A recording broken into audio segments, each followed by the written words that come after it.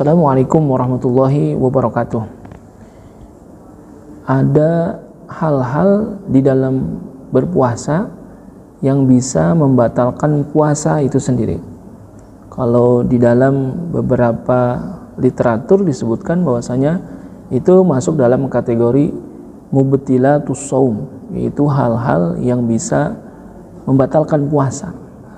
Tapi ulama membagi hal-hal yang membatalkan puasa itu menjadi dua bagian, yakni ada yang membatalkan puasa, qismun yubtilu thawabas shaumi las shauma nafsah, yaitu bagian yang membatalkan pahala puasa, akan tetapi puasanya tidak batal, hanya pahalanya saja.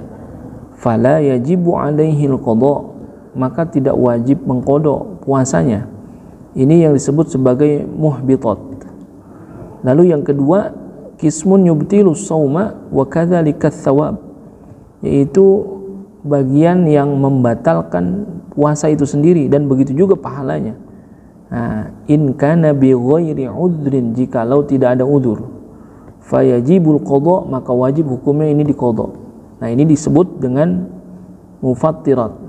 Nah, jadi hal-hal yang membatalkan puasa itu ada yang muhbitat dan ada yang mufattirat. Nah, dalam kesempatan kali ini kami akan membahas perkara yang pertama, yaitu al-muhbitat, yang mana wahiyya ma tubtilu thawabas shaum, yaitu hal-hal yang membatalkan pahala puasanya. Ini sesuai dengan hadis yang Rasulullah SAW yang diriwayatkan oleh Imam Ahmad dan Imam Ibni Majah. Rasulullah bersabda, kam min shaimin laisa lahu min siyamihi illal ju' wal 'atash. Jadi berapa banyak orang yang berpuasa tidak mendapatkan apa-apa dari puasanya kecuali lapar dan haus saja. Nah, ini termasuk dalam kategori muhbitat, yaitu orang yang puasa akan tetapi pahala puasanya batal.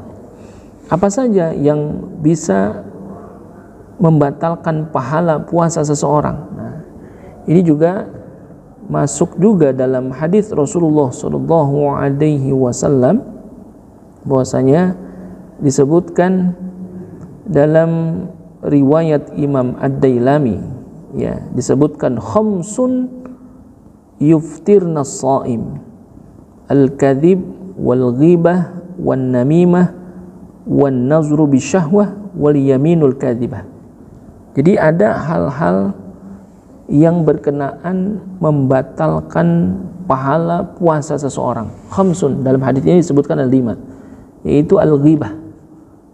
Ghibah berarti membicarakan kejelekan orang lain, gitu ya. Itu ghibah.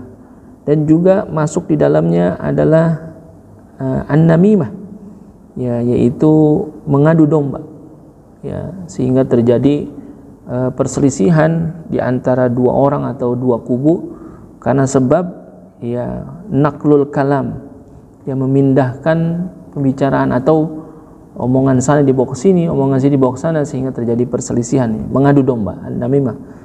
Lalu yang ketiga al-kadzib, yaitu bohong.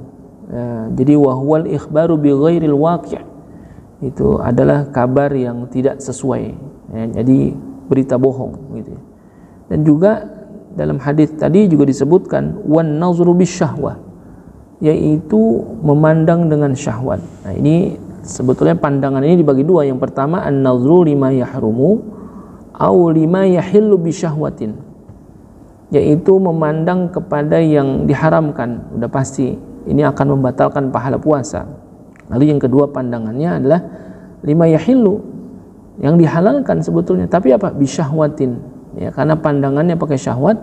Ini masuk juga dalam kategori hal-hal yang bisa membatalkan pahala puasa, yang kita pandang sebetulnya halal bagi kita, seperti istri halal, akan tapi ketika dalam keadaan berpuasa bisyahwatin, dengan menggunakan syahwat, maka ini juga akan membatalkan pahala puasa kita. Lalu salah satunya juga yang membatalkan pahala puasa kita al-yaminul kadzibah, itu sumpah palsu. Dan juga yang terakhir adalah qauluz zur, yaitu perkataan-perkataan kotor atau perkataan-perkataan yang jelek gitu, yang tidak sesuai dengan ajaran agama kita, bagaimana seharusnya kita berkata-kata dengan kata-kata yang baik. Itu kalau ada orang yang sedang berpuasa akan tetapi tidak menjaga lisannya dengan perkataan-perkataan yang buruk, maka ini juga termasuk yang membatalkan pahala puasa kita. Mudah-mudahan kita dijauhkan dari hal-hal yang bisa membatalkan pahala puasa kita, yaitu al-muhbitat. Nanti puasa kita akan sia-sia. Kata Nabi tadi disebutkan bahwasanya kam min shaimin laisa lahu min siyamihi illal ju' wal atas. Jadi dalam puasanya dia tidak mendapatkan apa-apa kecuali hanya lapar dan haus, karena ada hal-hal yang masuk dalam kategori muhbitat dikerjakan atau dilakukan ketika dia sedang berpuasa. Mudah-mudahan ada manfaatnya. Wallahul muwafiq ila aqwamit thoriq. Assalamualaikum warahmatullahi wabarakatuh.